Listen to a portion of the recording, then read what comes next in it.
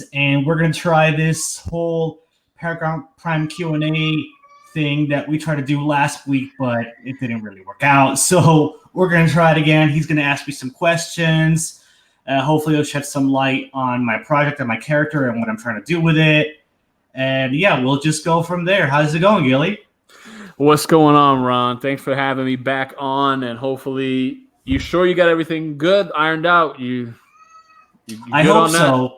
Yeah. Did you find out what happened last time? Not really. I didn't really find out what the problem was. I'm just like, well, I guess I'm just gonna try it again and see if it works out this time, or hopefully it will. So we'll see. All right. You know what? You know what I think it was. Okay, here's what I think happened. I clicked on Leave Studio instead of End Broadcast. That's what happened. Okay. Now wait. You figured it out? What happened? Yeah, I think I figured it out because at the bottom of the screen, you know how there's different tabs, and one of them is Leave Studio, right? Did you leave Studio? I left Studio, but I didn't end the broadcast. That was okay. That's what happened. Okay. So it was recording, but it's not getting your answers. Was it just me talking to myself? No, it didn't. It didn't get anything. Because you're the head person, so it didn't even work. Yeah, it didn't even work. It was weird, but okay. Well, hopefully we'll figure it out. We figured it out. I figured out what the problem was, so I think we're good. So yeah. What is your first question? All right, let's get into the. See if I can kind of remember. I mean, we had a great combo going, but I did have something interesting. I started off by asking if you're an SJW. Oh yeah, no, not even close. Okay, great. So we got that out of the way. Yeah. So what I wanted to talk about was why a superhero? Like why a superhero? Because I mean, we have enough, right? In Marvel and DC, and why another one? And why want to be interested? The first reason, because I've just always loved superheroes. They've always inspired me. They've always just really resonated with me. Like I just really just responded to them, and I've loved them my whole life. And recently, with what Marvel's been doing with a lot of their characters and what DC's been doing with a lot of their characters, I don't feel that their superhero characters are being treated correctly. Like, I think they're being mishandled, greatly. Superman, for example, is disgustingly mishandled by DC Comics. And how so? Give an example. Okay, an example from your perspective. From my perspective. Okay, so based on just right now, because I have he's been mishandled for a couple of years, but right now, based on the comics, a couple of years ago they introduced DC Rebirth, which was an initiative in DC Comics to bring back the hope and the inspiration that had been lost when they were doing the New 52. So I went ahead and I read a lot of their Superman stuff, and they had Superman be married with Lois Lane, and let me say this, because I don't follow DC that much. I've been really disconnected. Only because sometimes it's just again, how many Batman stories could you do? And I do love Batman, so let me not even say that. It's just more of, it's been hard to keep track because there's just so many things going on. But Batman is one of my favorite characters. But this whole DC Rebirth thing or New 52, I'm trying to understand, is this basically retelling the Batman story again, but maybe in a different tidbit? Like you said, basically it's just different events that I guess. Okay, so the New 52 was sort of a way to reboot the DC universe, and they did that. And what happened was Dan DiDio was in charge of that whole thing, and essentially he just made the DC universe just darker and more cynical and more nihilistic, and they made Superman into this kind of like the way he was in Man of Steel. Okay. And it was just very dark and very cynical, and a lot of people didn't like it. Initially, it sold pretty well, and there were a couple of really good stories, like Court of the Owls from Batman was actually really, really good. So there was a couple of the first volume of that. I still have to read it. There was a couple of really good stuff that came out of New 52, but eventually it was just bogged down and it didn't sell very well, and just fans weren't responding to it. So DC went ahead and said, you know what, we have to kind of rethink everything. So they brought back Jeff Johns, and he started this whole rebirth thing. And what was it? Was it kind of like a New 52 thing, just called? It was kind of another way to retool the DC universe. But this time, what the main driving force behind Rebirth was to bring back that hope and that joy and that optimism that DC has. Yeah. So then you should be happy. No, and I was happy, but they're stopping that now. Really? Yeah, they're going back to the more nihilistic. Cynical. Was it not working? No, it was working, but there was some regime change at DC. So I think Jeff Johns he went to work on the movie department for DC. So they brought back Dan DiDio, and Dan DiDio was the one who initially was responsible for the New 52, and now he's bringing back that kind of darkness. In what way? How is he doing it again? Yeah, like is it another New 52 type thing? Is it a rebirth? The signs of it being a New 52 are definitely there. For example, the happy Superman family, the really strong family dynamic that they had, that was destroyed because they took Jonathan Kent and they sent him away with his grandfather Jor-El, which is alive again, but that's a whole different thing. Lois Lane went with him, and so the family was separated. First of all, okay, and then when Jonathan was brought back, he was aged up to age 17. So Clark Kent wasn't able to raise his son. Oh no, they really. And fast forward 17 years, and then are they explaining why Clark Kent didn't want to find his son? Well, that's the thing. Brian Michael Bendis is writing Superman out to be a cuck that just let his son and his wife just go away without putting his foot down. Like, no, you're my family. I want you here with me. No, the way he wrote Superman was out of character. That's the whole point. I'm just interested. Let's jump to now. I know why you're bringing in Paragon Prime. Tell me, now, what's the reason for Paragon Prime? The reason for Paragon Prime is to bring back what it has been lost in characters like Superman and Captain America in comics. Because in my view, the quintessential aspirational hero to me is Superman and Captain America. Those were some of my biggest influences and inspiration for Paragon Prime in the first place. So when I see those characters that were inspirations for my character not being done justice, then I have this need to fix that, to come out with an alternative to those characters that are being, mishandled right now. That makes sense now after how you prefaced how the things are going within DC, at least from DC's perspective for superheroes. And you have Paragon Prime, which is trying to recapture basically what a superhero really stands for. I saw on Twitter something about Batman, Rob Pattinson saying he's not a superhero. Oh yeah, I've tweeted about that quite. Is that something? Is his viewpoint kind of taking along the lines of maybe like a Joker who doesn't see Batman as a hero, who he's someone as also maniacally obsessed with revenge, and maybe that's why. Well, are we really just trying to just deconstruct Batman as a whole and generically say he is not a hero?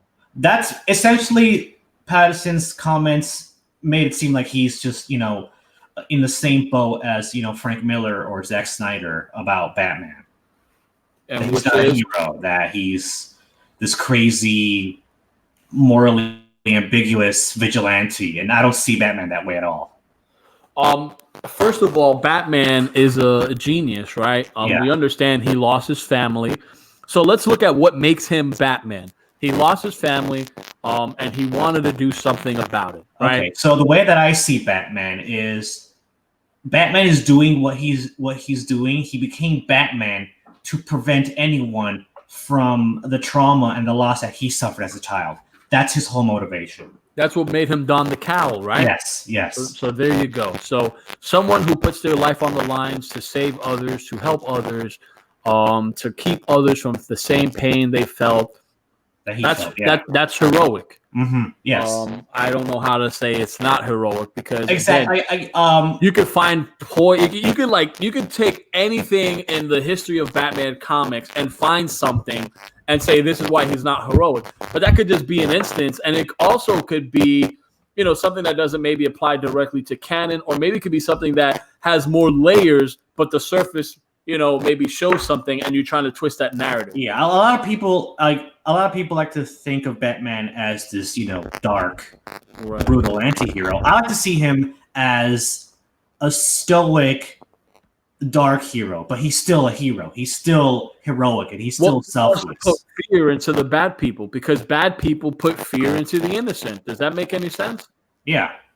Okay, so people that want to say he's not a hero, it's almost like you open the Bible and you take a Bible verse and you kind of want to just let's just say prosperity gospel and love and everything's all peaches and cream, but then you don't want to look at there's still a way that God wants things for us, and we could just cherry pick verses and try to just preach around that, but that's not reading subtext. That's not reading into the real message, right? So that's also applies with Batman. You can find anything to say he's not a hero. He dresses up like a bat. That's not a hero.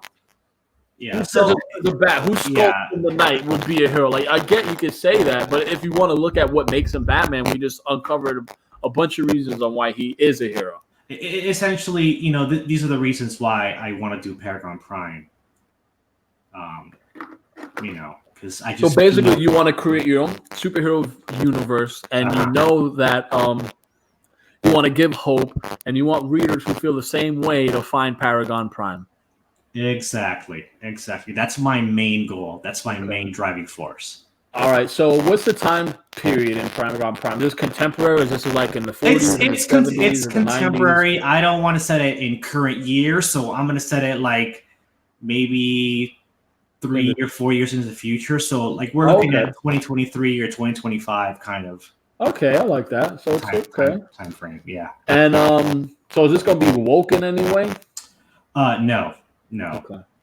Not even a little. So you're not gonna have any black characters in? Oh no, story? That's not. I'm teasing you, man. Of course I am. Yeah, I'm gonna have diverse characters. Did you meet the quota? Did you use the algorithm that determines if you have enough females in your script, in your story, you have enough minorities with non-stereotypical roles? No, screw that algorithm. I just made my own mind.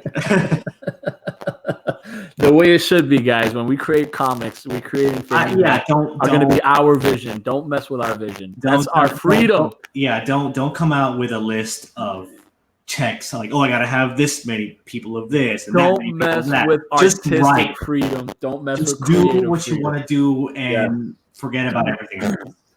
All right, so talk to me about the creative team. Who's the artist you got doing Paragon? All right, the artist is Facundo Moyano, and he's an Argentinian artist, and he is incredible. I found him. Interesting. Facundo. Oh, Facundo Moyano. Moyano. Yeah, that's right.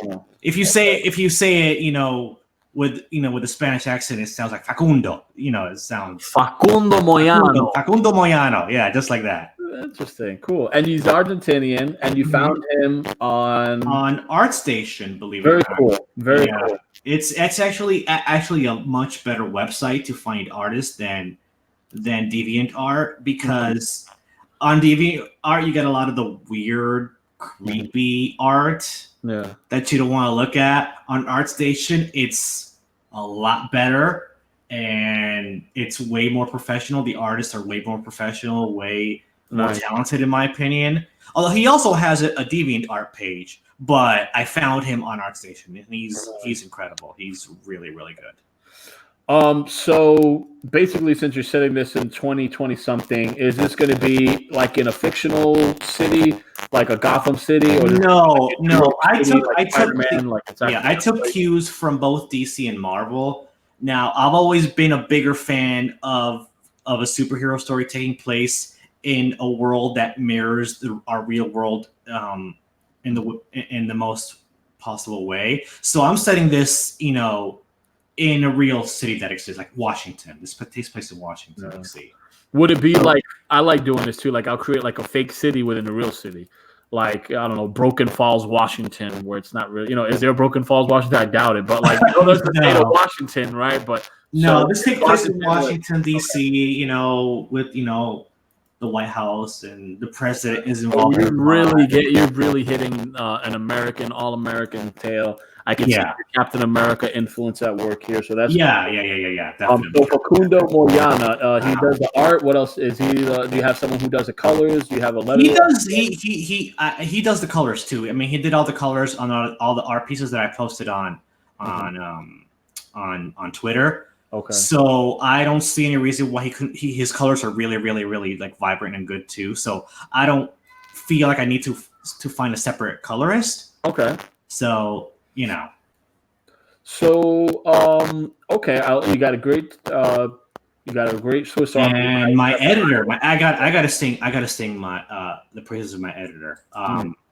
Her name is Jamie, and she runs I found her on DeviantArt actually, and she's so incredible. Like I don't think I would be as progressed as I am right now if it hadn't been for her. She saved my life. What is her name again, Jamie? Where did you find her on DeviantArt? Where's I remember you shared me the website, but what was the website again? Luminous World Stories. Okay, so I might post make a tweet about her. And yeah, or if not, maybe you could just tag a link there, or we said it, Luminous World Stories, so anyone could, if they want to look into that, they can. And you have Jamie there who helped him out, so it's always good to have an editor. Even with me, with Lair, I had a book, and my college professor, at the time was editing my book.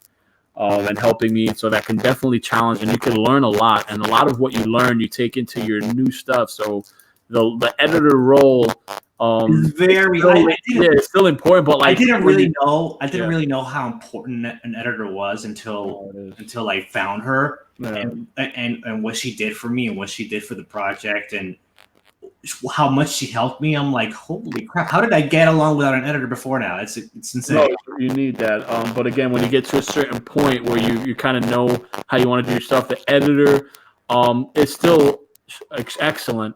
And it can, definitely help in certain ways. And you can kind of you'll gain experience to where you'll feel like, okay, this actually does bring a good point. Or be like, well, okay, maybe not so much, but it's good. So it's good. Yeah, sometimes she would say something that I wouldn't agree with right away. I'm like, I don't know about that. But then when I really give it some serious thought, I'm like, you know what? She was right about that. Yeah, this is better. This is better for the story. Yeah. This is better for the characters. Yeah, I like this. I had a situation with Lair. Originally, I think I had 4 characters on the train. And my college professor at the time, she was editing, she was saying that this one character is not really strong enough. What you could do is mix this character and that character into just one character if you want to do that. And I'm like, done. I didn't even think about it. I'm like, done. No, seriously, she was so surprised. She's like, wow, like how'd you do? Like, I'm like, okay, I'm with you on it. You know. So in some instances, it helps, and that was just me in a big learning moment in understanding where, sometimes for character development, it really needs to have something. And since Lair was a 60-page one shot, the story needed to have some weight behind it. So that was a change I was happy to make. Yeah, that's a good thing about editors. So, okay, who's a villain in this story? Who's your Well, there are several villains. I mean, like with any good superhero kind of story, you have a rogues gallery of villains. So, I don't know. I guess I could talk Who's your about. main? Let's talk about the main. Like, who's your main bad guy? Like, we all have a. We get there's a bunch. Okay, so Who's the main? Like, who's the main? there are The boss level. I guess they would say there are two uh villains of Paragon Prime that are I consider to be main villains. There's one called Randall DeMarcus, and he's pretty much like your Lex Luthor, Norman Osborn type of villain. I like to describe him as an evil Tony Stark. Nice. You know, that's basically my main influence. He's a philanthropist. He's, you know, the head of this large, you know, tech and weapons company. Essentially, yeah, he's one of Paragon Prime's main villain. Now, the other one is Lord of Viper, and he is a pirate from the 17th century. And through a series of events, he was made to be immortal.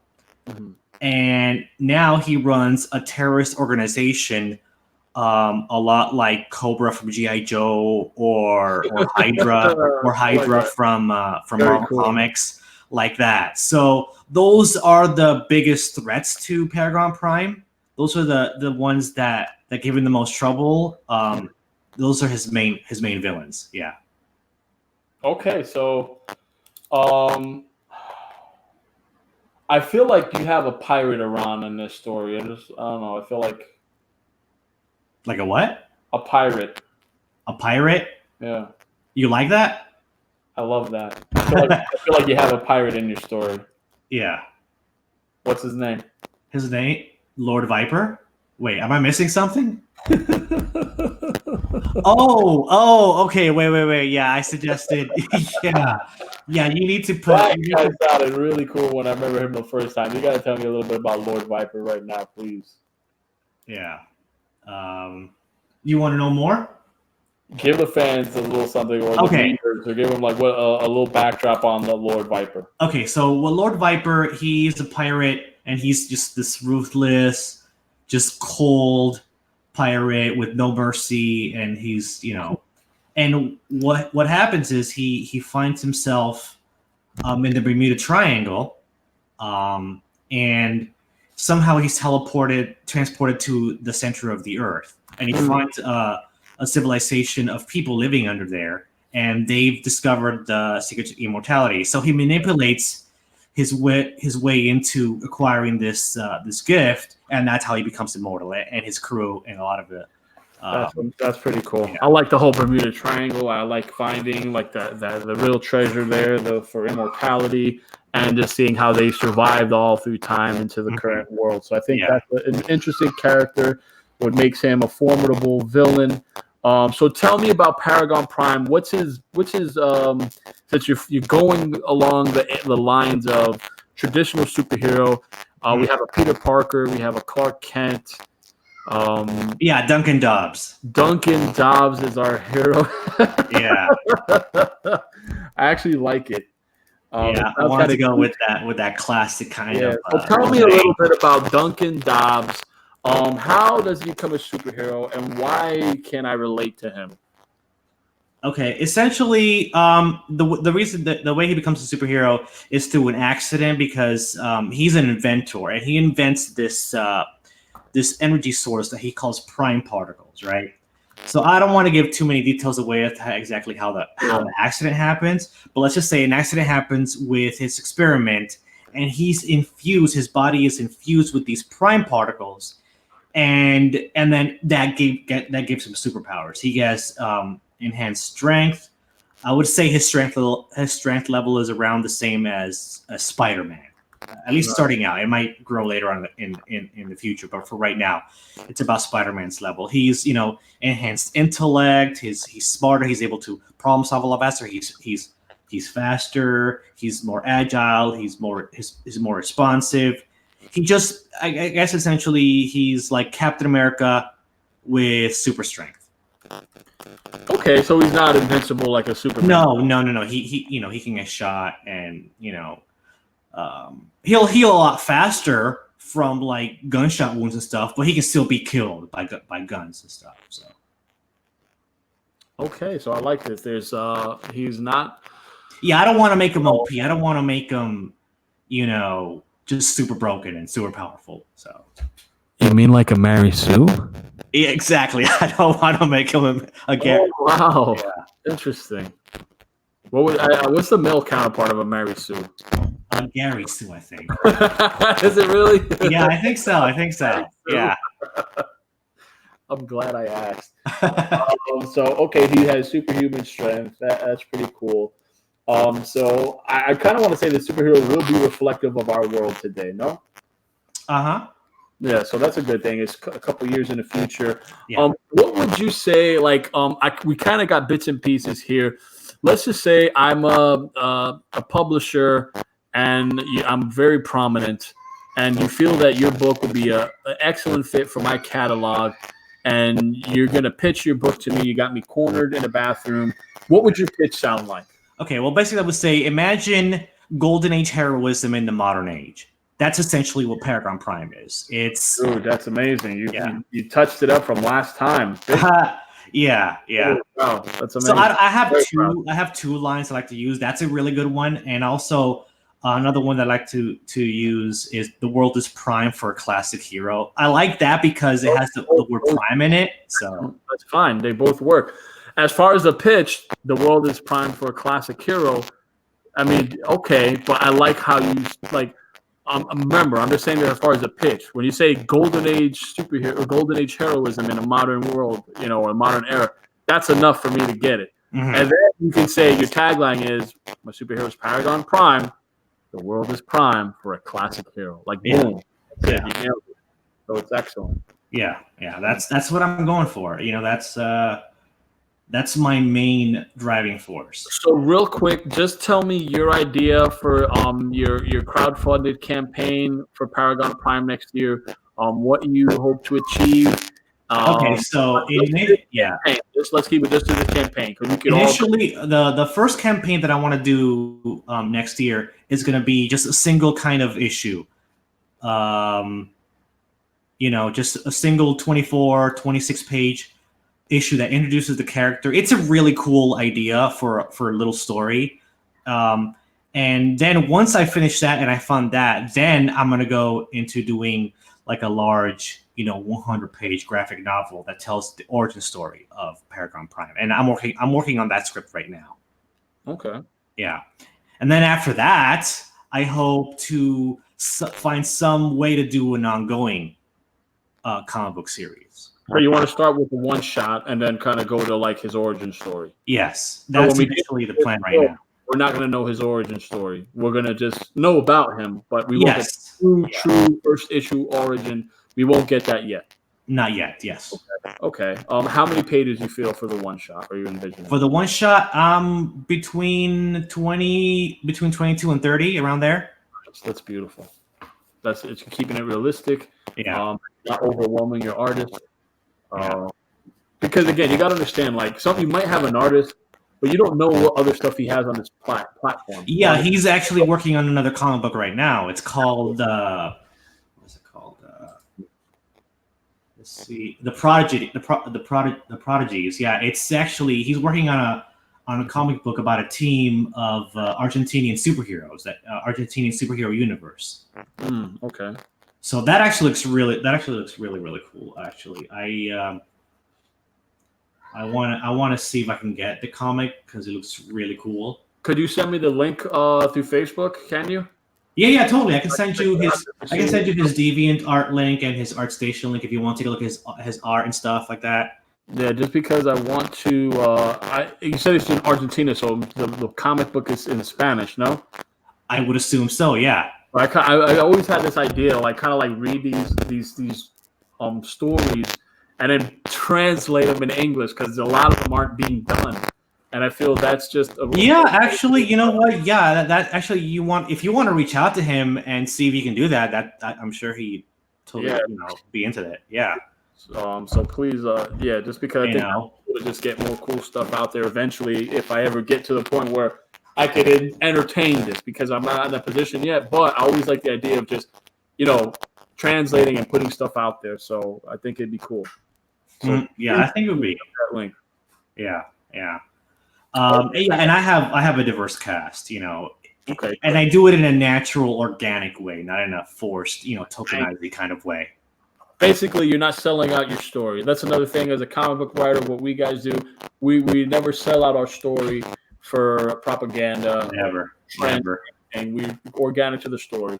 So again, we'll have diversity, but it's not going to be, hey, take a look at my, Chinese half Japanese wife. Like we could probably see maybe through the culture how she looks like, and maybe like, okay, she's Asian woman. Okay. Yeah, I can tell you about. Okay, so Duncan, his love interest is she's Puerto Rican. Oh, nice. Okay. And her name is am I really banking on her name right now? Really? Oh gosh, Maribel Morales. Hey, we got the alliteration going on. I love that.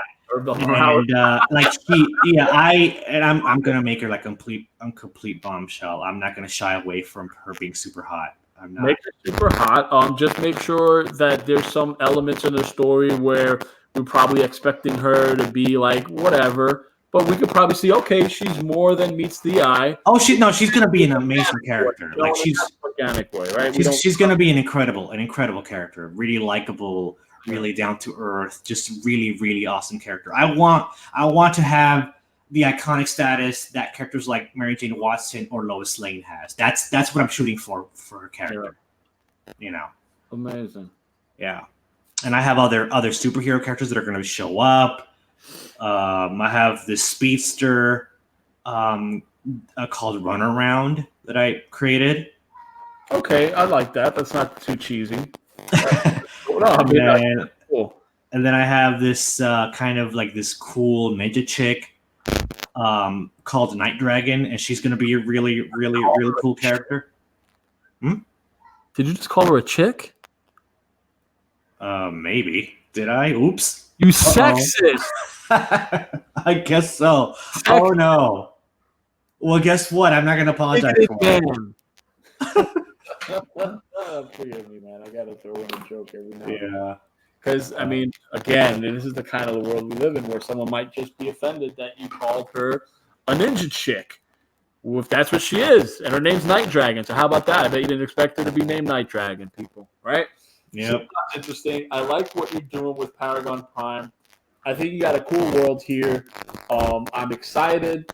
I'm excited to let people see it. I'm excited. Like, this is all going way too slow for me, but money and stuff. So I kind of have to go at this pace right now. But I'm hoping that soon I'll be able to go at a faster pace and I'll be able to show a lot more and I'll be able to just, get people as excited as I am about it. Because I'm so excited about it. It's insane. Well, there you go, man. That's all. Yeah. That's all it is. Yeah. Let's see. There's one comment so far. Best comic pitches happen from cornering publishers in a bathroom. Yeah, I'd say that's right, but I haven't found any publishers in bathrooms before. I don't even know what they're supposed to look like, so I wouldn't even know a publisher if I saw them. Well, this is where you got to do your research. You got to hunt them down because if Ryan Miller is on point here, then and it happens, it happened somewhere. Yeah. Oh man. What I might do eventually once I have a couple of like books funded on Paragon Prime, like at least the origin.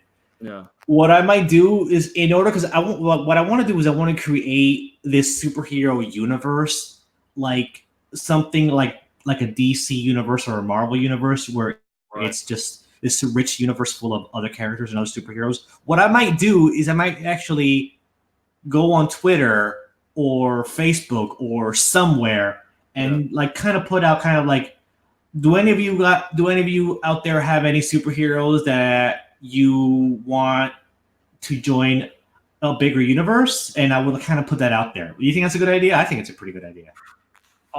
You lose nothing at all by asking the community. Yeah. Nothing at all. Nothing. And I think that actually could be a good way to get some engagement as well. Yeah, I think so too. Like asking them what kind of superheroes they want to see is what you're kind of asking. Or if they have their own superhero character I might consider putting them in my universe if I want. Right. So that you want to use that for like this is where it gets tricky because again you have your story written out, this origin story. Yeah, exactly. As long as it doesn't contradict. But that's the thing. The tone of what I'm trying to go for, or anything else, then I'd be open to having other characters in my universe. Right. It could be also something like a future thing. Yeah. Like if you have this story that you're gonna be crowdfunding will probably be kind of close to being done, but maybe like the next volume or maybe something like doing it in a way where you're gonna fit it in. Well, I mean, eventually, what I want to do is I want to spin off Paragon Prime into a superhero team book. Mm-hmm. And maybe when that happens, I can go ahead and do that. Right. So again, we got a lot of lofty ambitions. Yeah, I know. Keep it in perspective, Yes, I know. I say someone who wants to see you succeed, but doesn't want you to get overwhelmed because I've gotten overwhelmed before. I have too many ideas that I know what to do with. It's insane. No, I'm telling you, I've been there before. At least with Galactic Lords of Mayhem, I had like the Dark Raider cameo kind of thing. Like I had it in a way where I can make that work in the first issue. Oh, has he gone back to you on that yet? I emailed him, so I'm just waiting to hear back from him. So I had that works, but then I had the mainstay character. One of them was taken, and that's going to be for Volume 2. It's like, hey, you believe so much in Grom. Guess what? When Volume 2 comes out, like I'm actually because I haven't written Volume 2 yet. Volume 1 is written out. Oh, I was hoping to get in on that. I was gonna do my my Honey Badger Space Pirate guy. Well, here's the thing. Because it did well, and I'm gonna have this campaign open for a bit. I opened up another. I limited it originally to 1. I opened it up to 2 in case someone else, whoever has, wants to jump in on it. Like I'm legit good. They're gonna be a part of the team. Like it's not. This is not. This is that's 1,000, right? That one is 1,000. How long are you gonna keep that open for? Whoever takes it. If it happens. Oh, okay. I'll leave it up until we're creating the book. It'll hopefully be finished by next year, April. Yeah. Well, what I was gonna do was I was gonna save up the money and wait for you to launch Volume 2 and then back that tier, that original character tier that you had for if you were gonna have it for Volume 2. So now if that happens, I might do that where there'll be a character in Volume 3. I don't know if I could guarantee. Okay. I see. Yeah. The cool thing for Volume 2, they're going to be in for Volume 2, and they're going to be in for Volume 3 because that's how I'm selling it. It's like, I see. I understand. Yeah. That's how I want to do it because I want this to be a character that whoever wants it is going to get it. And this person that I have, they said something like a translucent frog. Yeah. You mentioned that in other streams. That sounds really, really cool. Yeah.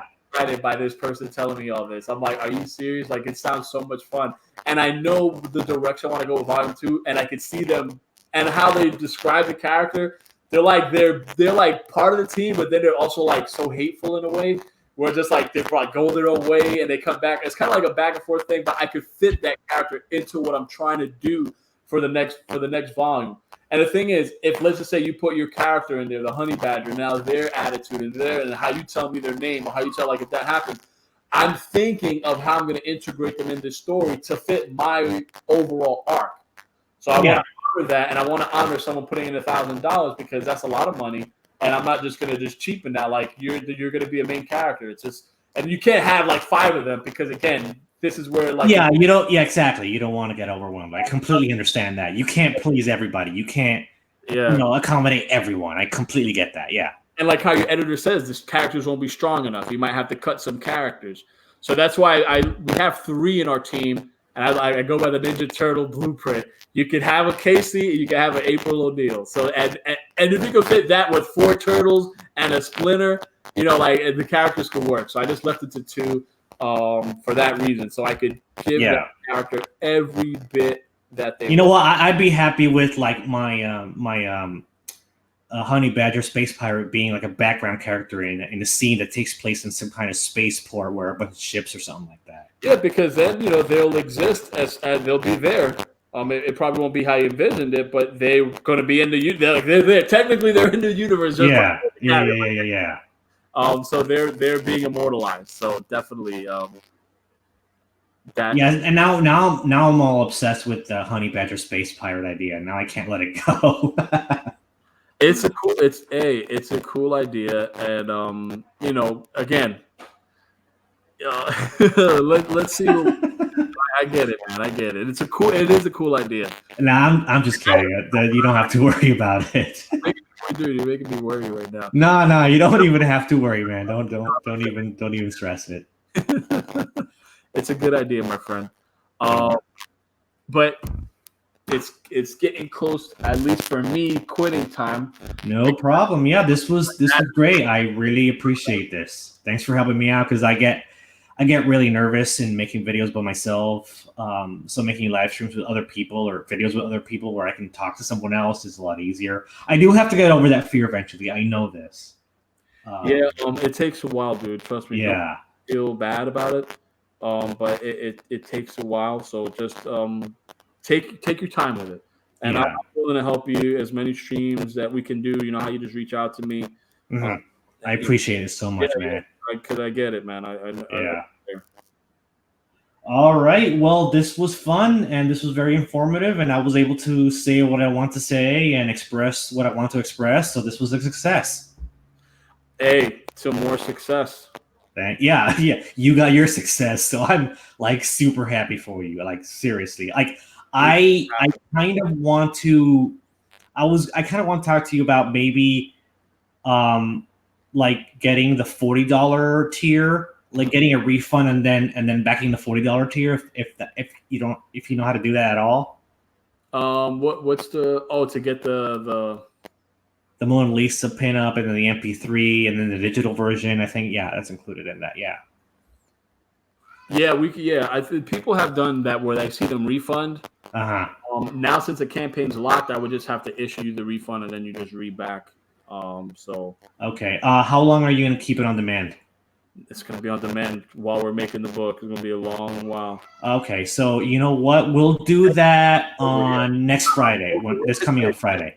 What I'm saying, next year, October, next year, April. Okay. Yeah, so it's okay. So I have time to back the 40. Okay. So on Friday, when I get my next paycheck, I will go ahead and talk to you about getting me the refund, and then I can get the $40 tier.